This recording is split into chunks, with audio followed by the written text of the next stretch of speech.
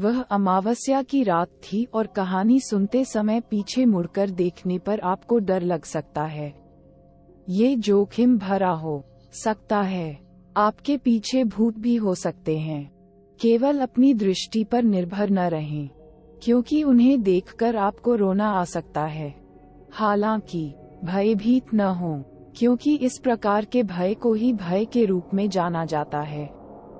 ये ईश्वर की रचना है और हम लगातार इसकी पकड़ में रह रहे हैं। अनिश्चित है कि यह कब समाप्त होगा या क्या यह मृत्यु के बाद भी जारी रहेगा। फिर भी हमारे मरने के बाद सभी भय दूर हो जाते हैं। ये सब बकवास है। डर के बारे में बात करना बंद करो और कहानी सुनो। इससे आपको डर लगेगा। अतीत में अकालगढ़ में अकाल नहीं पड़ा था और इसे अभी भी अकालगढ़ कहा जाता था। इस गांव में अकाल की भी कहानी है। अगर मैं इसे साझा नहीं करूंगा तो आप कब समझेंगे? मुख्य बात पर चलते हैं। नीरज और राजू नाम के दो भाई अकालगढ़ में अपनी पत्नी के साथ आराम से रहते थे। नीरज के अविवाहित होने के बावजूद उनके आपस में अच्छे संबंध थे। यह आसान था। कुछ दिनों बाद नीरज भी शादी के बंधन में बंध गए। कुछ समय तक तो सब ठीक चला, लेकिन पति पत्नी की आपस में नहीं बनी। नतीजतन उन्होंने अलग रहने का विकल्प चुना और स्वतंत्र रूप से रहने लगे। पहले उन्होंने अपने भाई नीरज के साथ काफी काम किया। धीरे धीरे वह कामचोर बनने लगा और परिणामस्वरूप उसकी आर्थिक स्थिति खराब हो गई, जबकि नीरज लगन से काम करता रहा। राजू, उसका भाई, ये देखकर जल गया। नीरज अपने दृष्टिकोण में सही था। हालांकि राजू और उसकी पत्नी ने एक रात नीरज की पत्नी की हत्या कर दी, जबकि नीरज किसी काम से बाहर था। मित्रों, वह रात अमावस्या की रात थी। शांत रात में चांद चमक रहा था और तारे टिमटिमा रहे थे। वे उसके घर में घुस गए और सारा अनाज चुरा ले गए। जब वह उठा तो उसने राजू और उसकी पत्नी को चोरी में लिप्त देखा तो उन्हें चोरी करते पकड़ा। नीरज की पत्नी ने उससे अपने ही घर में चोरी करने का आरोप लगाया। राजू और उसकी पत्नी को डर था कि अगर उन्होंने ग्रामीणों को इसकी सूचना दी तो उन्हें भगा दिया जाएगा और संभवतः मार दिया जाएगा। अगली सुबह नीरज ने देखा कि सारा अनाज बिखरा पड़ा है। जब उसने अपनी पत्नी को फोन किया और कोई जवाब नहीं मिला तो उसने पूरे घर में तलाश की, लेकिन वह नहीं मिली। फिर उसने अपनी भाभी से पूछा कि वह कहाँ हो सकती है, लेकिन उसने गुस्से में जवाब दिया कि वह नहीं जानती थी और वह पिछली शाम तक घर पर थी। इसके बाद उसने अपने पड़ोसियों से जानकारी मांगी, लेकिन कुछ ने दावा किया कि उसे पता नहीं था और अन्य ने कहा कि वह शाम तक घर पर थी। वह और अधिक चिंतित हो गया और उसने कुछ लोगों को बताया कि उसके घर का सारा अनाज चोरी हो गया है और उसकी पत्नी गायब है। जब वह घर लौटा और फिर से खोजा तो उसे गेहूं में चाकू और खून के धब्बे मिले, जिससे वह इस निष्कर्ष पर पहुंचा कि किसी ने उसकी पत्नी को मार डाला और अनाज चुरा लिया। अपनी छत पर कुछ दाने गिरे देखकर उसे अपने भाई राजू पर शक हुआ, लेकिन वह उसका बहुत सम्मान करता था, इसलिए उसने कुछ नहीं कहा। हालांकि एक दिन राजू ने उन्हें अपने साथ शामिल होने और अकेले न रहने के लिए आमंत्रित किया। राजू को मनाने में असमर्थ होने के बावजूद उसने उसके साथ रहने का फैसला किया। गांव में कुछ लोग नीरज की पत्नी को बदचलन बताने लगे, जो सारा अनाज लेकर फरार हो गई थी। इससे नीरज खुद को अलग थलग और शक्तिहीन महसूस करने लगा, क्योंकि वह इस मामले में अपने ही भाई से बात नहीं कर सकता था। लगातार इन आहत करने वाली टिप्पणियों का शिकार होने के बावजूद नीरज चुप रहे। एक दिन ग्रामीणों का एक समूह जंगल में लकड़ी इकट्ठा करने के लिए निकला। जब वे लकड़ी काट रहे थे तो उन्हें एक स्त्री के रोने की आवाज सुनाई दी। उन्होंने पूछा कि जंगल में कौन खो सकता है और ध्वनि की दिशा में चले गए। जब वे चल रहे थे तो उन्होंने एक पेड़ के नीचे बैठी एक महिला को रोते हुए देखा। हालांकि जब वे उसके पास पहुंचे तो वह गायब हो चुकी थी। जब उन लोगों ने यह नजारा देखा तो वे डर गए और उनके पसीने छूट गए। फिर एक आवाज सुनाई दी। उन्हें चेतावनी दी कि अब किसी को भी जंगल में लकड़ी काटने की अनुमति नहीं दी जाएगी और जो कोई भी ऐसा करेगा उसे जीवित नहीं निकाला जाएगा। आवाज ने एक स्वघोषित चुड़ैल की भी निंदा की और घोषणा की कि उनका गांव सूखे और अकाल से पीड़ित होगा। अगली अमावस्या की रात को एक मृत शरीर की खोज की जाएगी।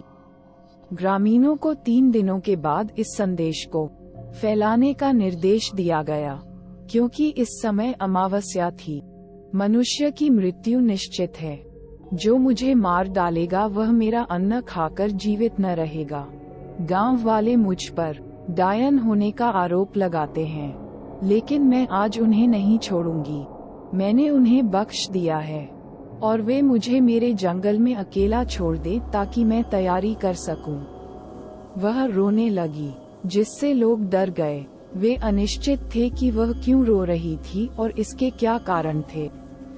एक शख्स ने कहा कि एक महिला ने उसका अनाज चुराने और उसकी हत्या करने की बात कबूल की है। उसका मानना था कि नीरज की पत्नी ही अपराध करने के बाद डायन बन गई है। अचानक एक डरावना चेहरा सामने आया और उन्हें चेतावनी दी कि अगर वे नहीं गए तो उन्हें भी मार दिया जाएगा। मैंने अपने जीवन में इतना कभी नहीं दौड़ा। गांव वाले मुझे दौड़ता देख हैरान रह गए और पूछा कि क्या मैं डायन हूँ। उन्होंने स्पष्टीकरण की मांग की और कहा कि उनकी जान को खतरा है। मैंने उनसे पूछा कि उनकी सांस क्यों फूल रही है। खबरों के मुताबिक नीरज की पत्नी पर जादू टोना करने का आरोप लगने से पहले ग्रामीणों को सांस लेने के लिए कुछ समय देने की हिदायत दी गई थी। उसने आरोप लगाया कि किसी ने उसका अनाज चुरा लिया और जंगल में दफनाकर उसकी हत्या कर दी। इसके अलावा उसने दावा किया कि गांव में फिर कभी बारिश का अनुभव नहीं होगा और यह कि एक आदमी हर अमावस्या को तब तक मरेगा जब तक कि उसकी आत्मा शांत न हो जाए, जिस बिंदु पर वह हत्या करना बंद कर देगी।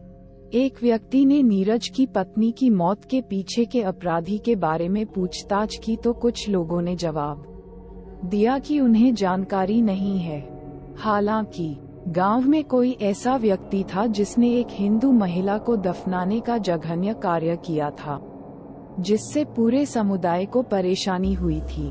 ये सुनकर राजू घटनास्थल पर पहुंचा और ये दावा करते हुए भयभीत हो गया कि कथित डायन कोई और होगी जो अनाज लेकर भाग गई होगी।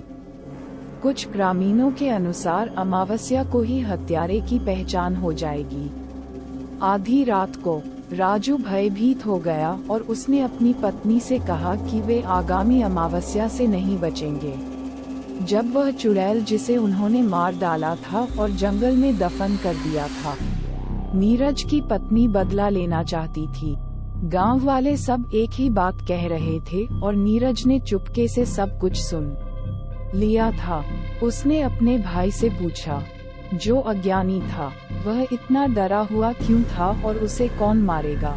उसने समझाया कि वह केवल अपनी भाभी से एक सपने के बारे में बात कर रहा था जिसमें उसने एक चुड़ैल देखी थी और वह भी डरा हुआ था।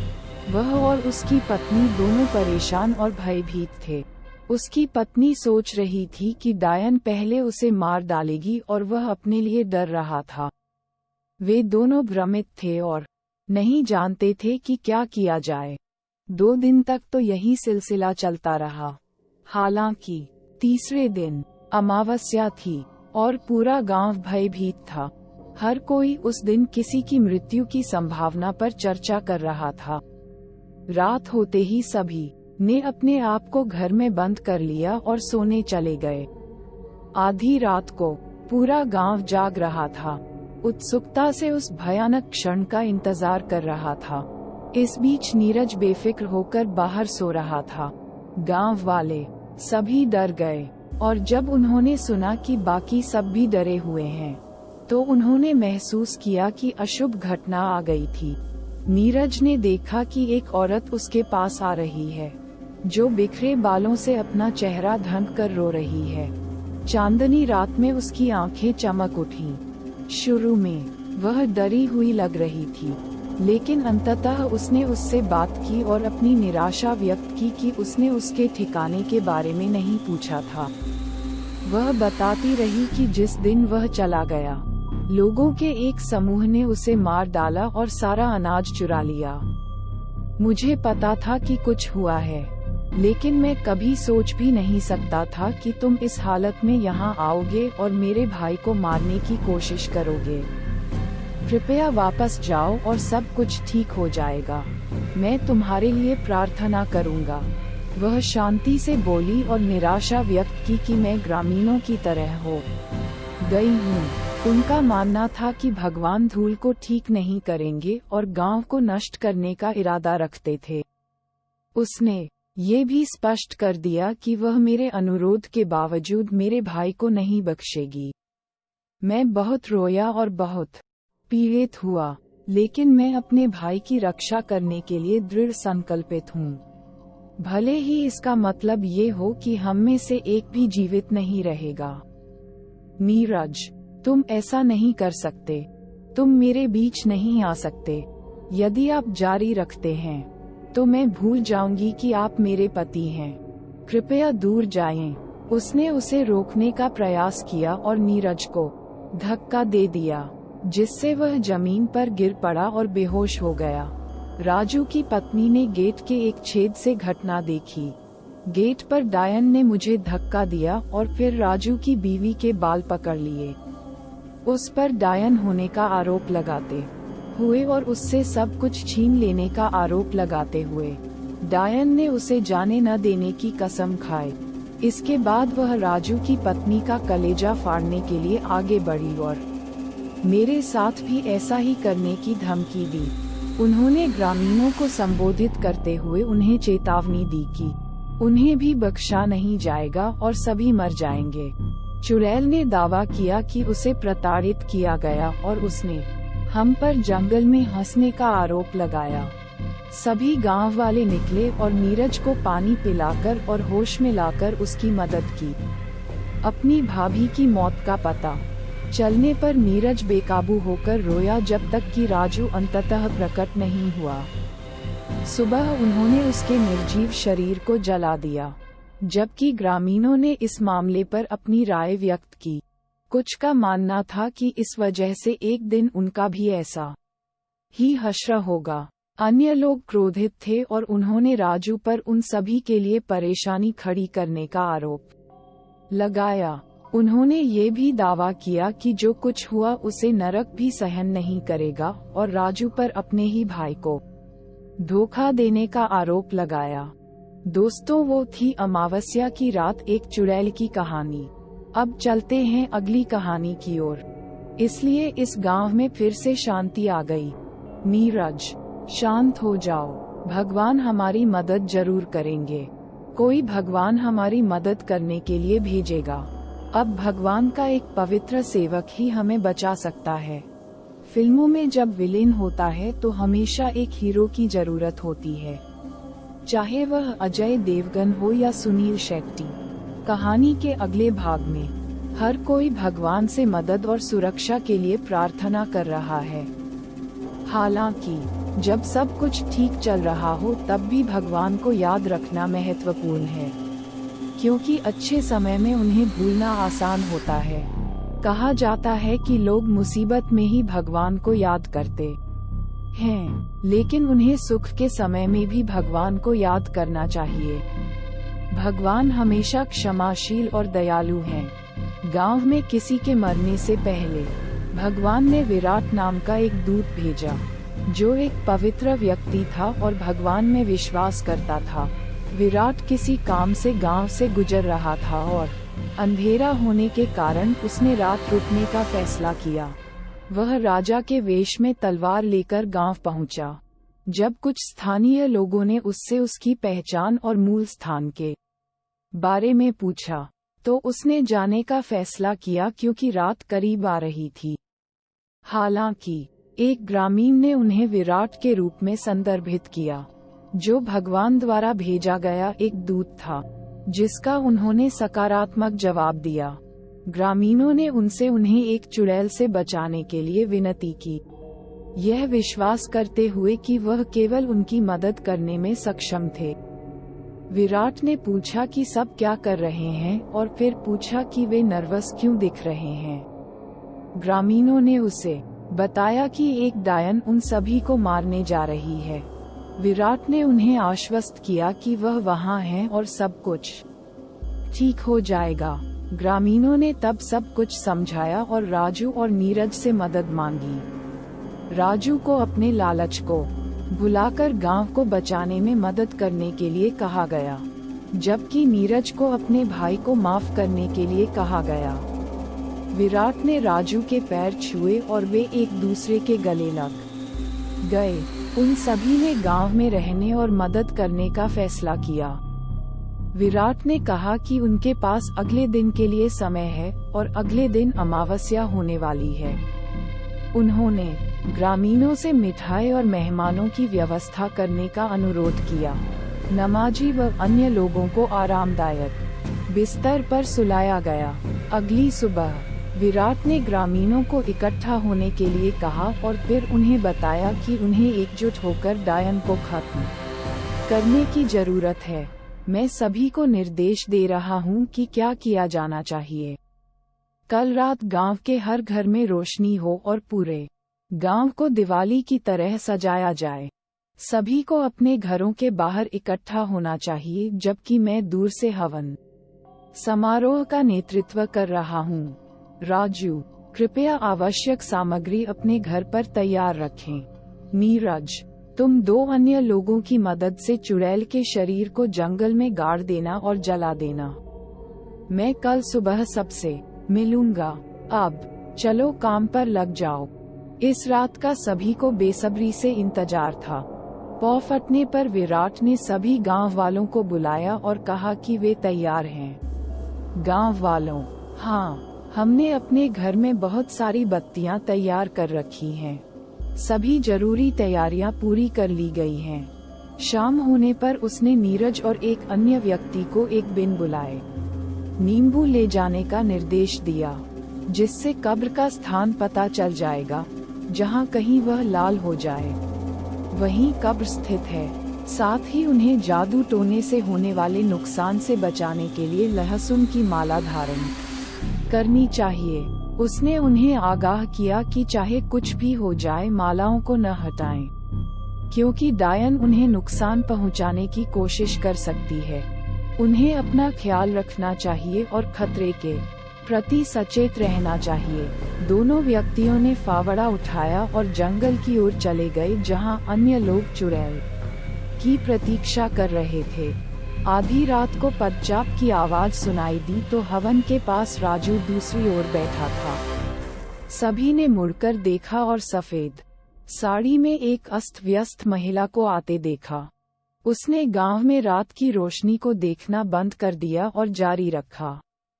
उसने देखा कि सभी ग्रामीण बाहर थे, बेखौफ लग रहे थे। अचानक हवा ने सभी दियों को बुझा दिया, जिससे गांव में अंधेरा छा गया और हर कोई भयभीत हो गया। विराट ने उन्हें ताना मारते हुए कहा कि वे सभी मरने वाले हैं। उसने दूसरों को आदेश दिया कि वे ग्रामीणों की रक्षा करना बंद करें और इसके बजाय उससे लड़ें। मैंने ग्रामीणों को चेतावनी दी है। डायन ने पूछा कि वह कौन है और उसने अपना नाम विराट बताया। उसने उसे बिना नुकसान पहुंचाए जाने की चेतावनी दी या उसे मारना होगा। चुड़ैल हंसी और उसे ताना मारा, लेकिन उसने अपनी शक्ति का इस्तेमाल करते हुए उसे एक दीवार के खिलाफ फेंक दिया।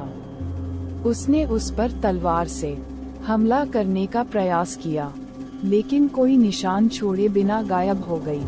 भगवान से प्रार्थना करने के बाद विराट ने अपनी आंखें खोलीं और उस चुड़ैल को देखा जिसने उसे अपनी तलवार से घायल कर दिया था। अपनी हार को महसूस करते हुए चुड़ैल ने अपना ध्यान राजू की ओर लगाया और अपने पापों को स्वीकार करते हुए और पश्चाताप व्यक्त करते हुए मंत्रों का जाप करने लगी। आग में आहुति देते हुए राजू ने अपनी बात दोहराई। चुड़ैल फिर जंगल में भाग गई और नीरज और उसके दोस्तों ने एक कब्र की खोज की, लेकिन जब वे इसे खोद रहे थे तो उन्होंने उसके आने की आहट सुनी और उसके आने से पहले ही शव को निकालने के लिए दौड़ पड़े। आने पर उसने तुरंत उस पर हमला किया, जिससे वह चीख पड़ी और उसे दाने निकल आए। जब तक उसने लहसुन नहीं देखा तब तक वह दूर से रोती रही। वह पहुंचे और शरीर को जल्दी से जलाने का निर्देश दिया, लेकिन उनके हाथ कांप गए और माचिस नहीं जली। उसने उसे न जलाने की गुहार लगाई, लेकिन अंततः माचिस जलाई गई और दया के लिए चिल्लाते हुए वह राख में बदल गई। विराट ने समूह को बधाई दी और वे गांव लौट आए, जहां गांव वाले बहुत खुश थे।